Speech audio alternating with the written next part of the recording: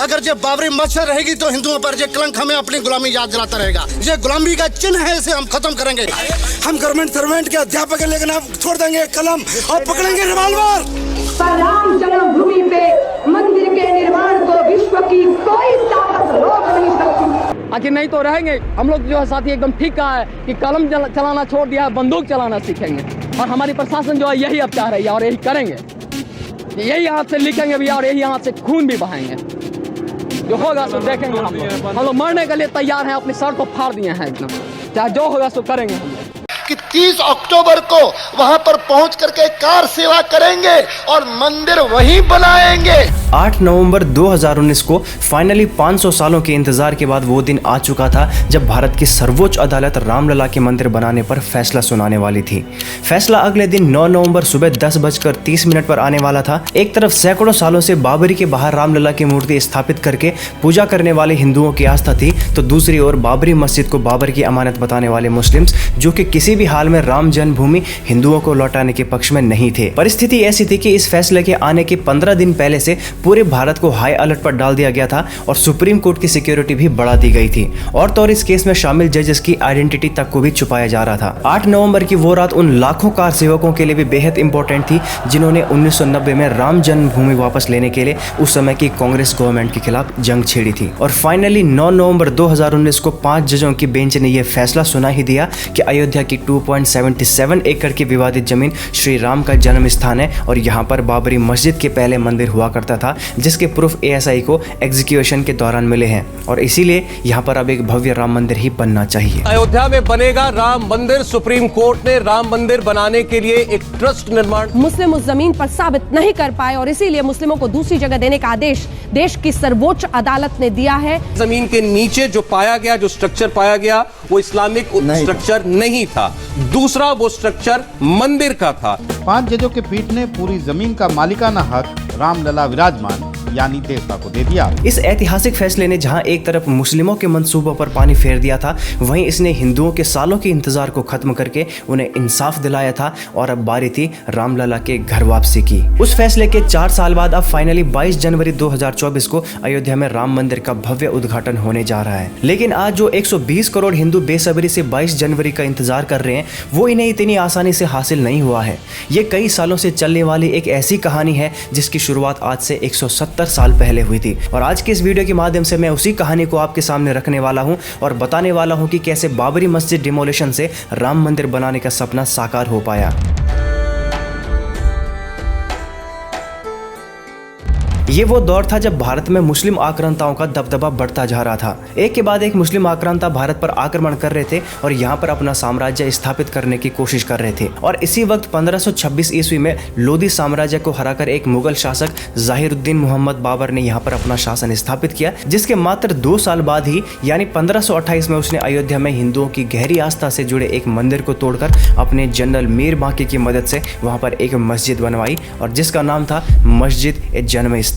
अब यहाँ पर बाबर का जन्म तो हुआ नहीं था, फिर उसने इसे जन्म स्थान का नाम क्यों दिया? क्योंकि ये मस्जिद जिस भूमि पर बनाई गई थी वो हिंदुओं की पवित्र राम जन्मभूमि थी और बाबर ने जिस मंदिर को अपना शिकार बनाया था वो वर्षों से अडिग खड़ा भव्य राम मंदिर था। यानी कि बाबर ने एक तरह से हिंदुओं के सबसे पूजनीय भगवान श्री रामचंद्र को अपने ही घर से बेघर कर दिया था। अब क्योंकि उस वक्त पर हिंदू मजबूर थे और इसके खिलाफ कुछ भी करने में सक्षम नहीं थे, तो उन्होंने इसके बाहर ही एक चबूतरे पर रामलला की मूर्ति रखकर उन्हें पूजना जारी रखा। अगले 250-300 सालों तक हिंदू इसी तरह रामलला को पूजते रहे और उस वक्त के आने का इंतजार करते रहे जब उनका राम मंदिर उन्हें बाइज्जत लौटाया जाता। पर अफसोस ऐसा कभी नहीं हुआ। फिर आया अंग्रेजों का दौर जिन्होंने पूरे भारत को गुलाम बनाया, चाहे वो हिंदू हो या फिर मुसलमान। लेकिन हिंदुओं ने अब भी राम मंदिर का ये मुद्दा छोड़ा नहीं था। फिर इसको लेकर 1853 में कई दंगे फसाद हुए पर इसमें कोई समाधान निकलकर सामने नहीं आया। फिर 1885 में महंत रघुवर दास ने फैजाबाद कोर्ट में एक याचिका दायर करी और बाबरी मस्जिद के बाहर ही राम चबूतरे पर राम मंदिर बनाने की अनुमति मांगी। और हिंदू जो कि शुरुआत से ही लिबरल थे, अपने रामलला के मंदिर नहीं मिलने पर इसके बगल में ही मंदिर बनाने को राजी हो गए थे। पर कोर्ट ने उनकी इस याचिका को यह कहकर खारिज कर दिया कि इससे दोनों ही धर्मों के बीच में तनातनी बढ़ जाएगी और एक ही जगह पर दोनों ही धार्मिक स्थल का होना आने वाले समय में दंगे फसाद का कारण बन सकता है। लेकिन कोर्ट ने यह साफ नहीं किया कि यह दंगा किसकी ओर से भड़केगा, क्योंकि हिंदू तो अब भी एडजस्ट करने के लिए तैयार हो गए थे।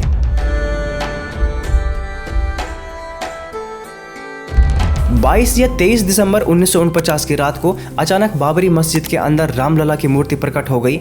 अब ये मूर्ति कहाँ से आई, कब आई और किसने रखी, ये बात किसी को पता नहीं थी। पता थी तो बस एक बात कि रामलला एक बार फिर मस्जिद में प्रकट हो चुके हैं और ये हिंदुओं के लिए एक संकेत है कि रामलला चाहते हैं कि उनके भक्त उनकी घर वापसी कराए। इस इंसिडेंट के बाद एक खबर पूरे देश भर में फैल गई और मुस्लिम्स ने मस्जिद में श्री राम की मूर्ति रखे जाने को लेकर कंप्लेंट करना शुरू कर दिया और वहां से मूर्तियां हटाने की मांग करने लगे। पर वहां के डिस्ट्रिक्ट मजिस्ट्रेट ने इस सिचुएशन की गंभीरता को समझा और कहा कि अगर मूर्तियां हटाई गई तो ये एक बड़े दंगे का कारण बन जाएगा, इसीलिए मूर्तियां नहीं हटाई जाएंगी। लेकिन इस पूरे प्लेस का जो कंट्रोल है वो अब हमारे हाथ में होगा और कोई भी हिंदू या मुसलमान इसके अंदर नहीं जा सकता है।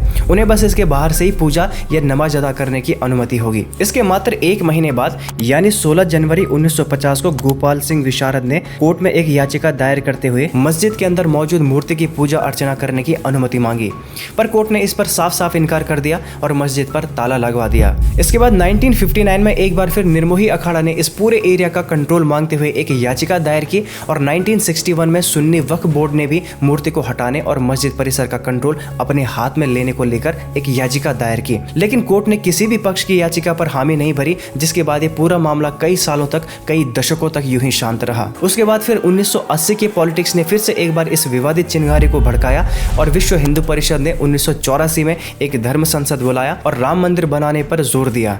इस धर्म संसद का हिस्सा उस वक्त लाल कृष्ण आडवाणी समेत कई भाजपा के नेता भी बने। दरअसल उस वक्त पर भाजपा एक नई पार्टी थी और इसलिए उनके लिए ये मुद्दा एक चुनावी मुद्दा भी था। और उधर कांग्रेस, जो कि अपनी मुस्लिम तुष्टिकरण नीति की वजह से बदनाम थी, उनको भी हिंदुओं की गुड बुक्स में आना था, इसीलिए उन्होंने हिंदुओं को राम मंदिर मामले में कुछ छूट दे दी थी। 1986 में उन्होंने हिंदुओं के लिए परिसर खोल दिया और उन्हें वहां पूजा करने की अनुमति दे दी। इसके बाद राम मंदिर को लेकर हिंदुओं के अंदर और भी भावना जागृत हो गई और विश्व हिंदू परिषद के द्वारा लोगों को कार सेवा यानी कि वॉलंटियर सर्विस में जुड़ने के लिए प्रेरित किया जाने लगा। इस कार सेवा में उन्हें अयोध्या में ईंटें पहुंचाने, वहां जाकर पूजा करने, मंदिर बनाने में मदद करने इत्यादि कामों के लिए वॉलंटियर सर्विस देने के लिए प्रोत्साहित किया गया। इसी बीच अगस्त 1989 में इलाहाबाद हाई कोर्ट ने स्टेटस को मेंटेन रखने का फरमान जारी कर दिया, यानी कि उस विवादित स्थल पर अब कोई भी नया कंस्ट्रक्शन अलाउड नहीं था। इसके बावजूद कांग्रेस की सरकार ने वहां पर नवंबर 1989 में विश्व हिंदू परिषद को यहां शिलान्यास करने या फिर भूमि पूजन करने की अनुमति दे दी थी, जिसके बाद इसने एक बहुत बड़े दंगे को जन्म दिया और इसमें हजारों की संख्या में लोग मारे गए।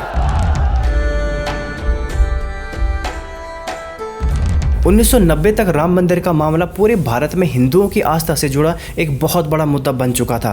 इधर कोर्ट ने भी इस पर दायर किए गए सारे केसेस को एक साथ कंबाइन कर दिया था और इस पर उनकी सुनवाई जारी थी। और 12 सितंबर 1990 को लाल कृष्ण आडवाणी जी ने ये अनाउंसमेंट कर दिया कि वो गुजरात के सोमनाथ से लेकर अयोध्या तक एक रथ यात्रा निकालेंगे और 25 सितंबर 1990 को शुरू हुई इस यात्रा को तय कार्यक्रम के अनुसार 30 अक्टूबर 1992 को अयोध्या पहुंचना था। लेकिन 23 अक्टूबर को जब ये यात्रा बिहार के समस्तीपुर इलाके में पहुंचती है तो उस समय के बिहार के मुख्यमंत्री लालू प्रसाद ने आडवाणी जी को अरेस्ट करके दुमका के गेस्ट हाउस में नजरबंद कर दिया था। इसके बावजूद भी 30 अक्टूबर को देश के अलग अलग कोनों से भारी मात्रा में कार सेवक अयोध्या पहुंचे, जहां उस समय के तत्कालीन मुख्यमंत्री मुलायम सिंह ने कार सेवकों की बेकाबू भीड़ पर गोली चलाने का ऑर्डर दे दिया, जिसमें 50 कार सेवक वीरगति को प्राप्त हो गई और इसके बाद पूरे देश का माहौल ही गर्मा गया। उधर यूपी असेंबली इलेक्शन में भी बीजेपी एक बम्पर मार्जिन के साथ सत्ता में आई और यहाँ के मुख्यमंत्री के रूप में कल्याण सिंह को चुना गया। सरकार में आते ही उन्होंने अयोध्या की 2.77 एकड़ की विवादित जमीन को टूरिज्म पर्पस के लिए जन्मभूमि न्यास ट्रस्ट को लीज पर दे दिया। कल्याण सिंह ने कोर्ट से यह वादा भी किया था कि वहां पर कोई भी इलीगल कंस्ट्रक्शन नहीं होगा और कोर्ट द्वारा लागू किया गया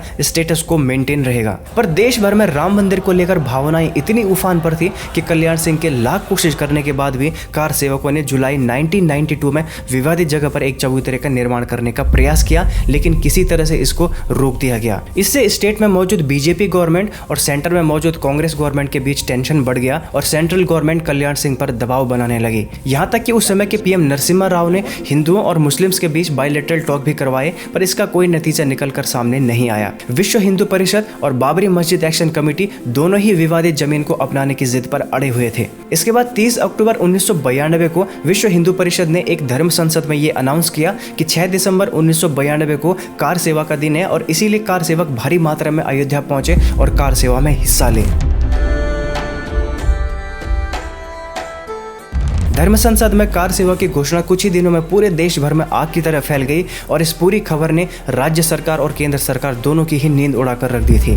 उन्हें इस बात का डर सता रहा था कि कहीं ये कार सेवक वहां पहुंचकर विवादित ढांचे को गिराने की कोशिश न करने लगे और इसीलिए पीएम नरसिम्हा राव लगातार इस मसले को लेकर यूपी के मुख्यमंत्री कल्याण सिंह से बातें कर रहे थे और उनसे ये आश्वासन मांग रहे थे कि 6 दिसंबर को कुछ भी ऐसी वैसी घटना नहीं होनी चाहिए। मुख्यमंत्री कल्याण सिंह ने प्रधानमंत्री नरसिम्हा राव को इस बात को लेकर पूरी तरह आश्वस्त किया और कहा कि वो वादा करते हैं कि वो विवादित ढांचे को कुछ भी नहीं होने देंगे, पर उन्होंने साथ ही साथ पुलिस को कार सेवकों पर गोली न चलाने का ऑर्डर भी दे दिया था। 5 दिसंबर 1992 को देश के अलग अलग हिस्सों से हिंदू नेताओं के दमदार भाषण हुए और उन्होंने लोगों से आग्रह किया कि वो अयोध्या आए और राम मंदिर बनाने में मदद करें। लाल कृष्ण आडवाणी, अटल बिहारी वाजपेयी, मुरली मनोहर जोशी, उमा भारती, विजया राजे सिंधिया और कई विश्व हिंदू परिषद के सीनियर नेताओं ने 5 दिसंबर को जोशीले भाषण दिए और अगले दिन जो हुआ वो इतिहास के पन्नों में हमेशा के लिए छप गया।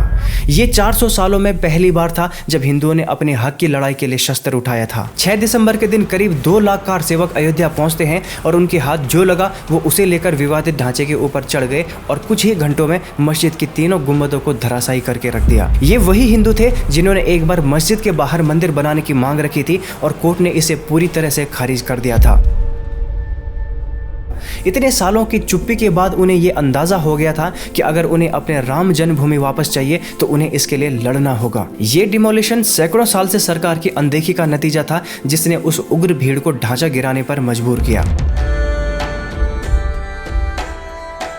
बाबरी मस्जिद के डिमोलिशन के बाद शाम को विश्व हिंदू परिषद के लीडर्स ने बाबरी के अंदर रामलला की मूर्ति स्थापित कर दी और उत्तर प्रदेश के मुख्यमंत्री ने उसी दिन शाम में अपना रेजिग्नेशन लेटर केंद्र सरकार को सौंप दिया, क्योंकि उन्हें पता था कि अगर वो ऐसा नहीं भी करते फिर भी उन्हें उस दिन उनके पद से हटाया ही जाने वाला था। इस इंसिडेंट के बाद पूरे भारत में हिंदू मुस्लिम दंगे छिड़ गए, जिसमें मुंबई के दंगे सबसे ज्यादा भयानक थे, क्योंकि इस दंगे के चलते सिर्फ मुंबई में 800 से 1000 लोगों ने अपनी जान गंवाई थी और पूरे देश भर में इसकी संख्या 2000 से भी ज्यादा थी। बाबरी मस्जिद का बदला लेने के लिए पाकिस्तान और बांग्लादेश जैसे देशों में हिंदू मंदिरों को तोड़ा गया, हिंदुओं के साथ ज्यादती भी की गई और यहाँ तक कि वहाँ की एयर इंडिया ऑफिस को भी इसके बदले का शिकार बनाया गया। और मुंबई में हुए 1993 के सीरियल ब्लास्ट भी बाबरी डिमोलिशन का बदला लेने के लिए ही किया गया था, जिसमें 257 लोगों की मौत हुई और 1400 से भी ज्यादा लोग घायल हुए। बाद में इसका जिम्मेदार दाऊद इब्राहिम को ठहराया गया था और वो बाद में यहाँ से भागकर दुबई चला गया था। उधर सरकार ने इस पूरे इंसिडेंट पर एक्शन लेते हुए लिब्राहन कमीशन का गठन किया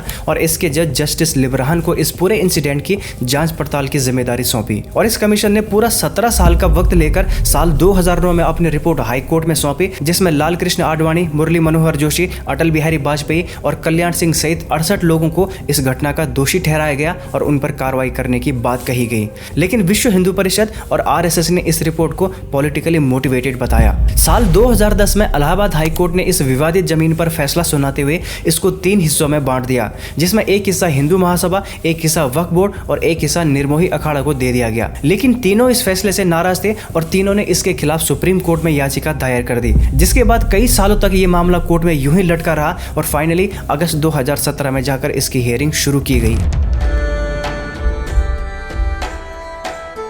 साल 1978 और साल 2003 में आर्कियोलॉजिकल सर्वे ऑफ इंडिया के एग्जीक्यूशन में इस बात के कई सारे प्रमाण मिले कि ये मस्जिद किसी कोरी जमीन पर नहीं बनाई गई है और इसके नीचे एक नॉन इस्लामिक स्ट्रक्चर मौजूद था। आर्कियोलॉजिस्ट के मोहम्मद को यहाँ कई सारे पिलर्स, इंस्क्रिप्शन और आर्किटेक्चरल एविडेंस मिले जो इस बात की तरफ इशारा करते थे कि वाकई में 1528 के पहले यहाँ पर कोई टेम्पल मौजूद था।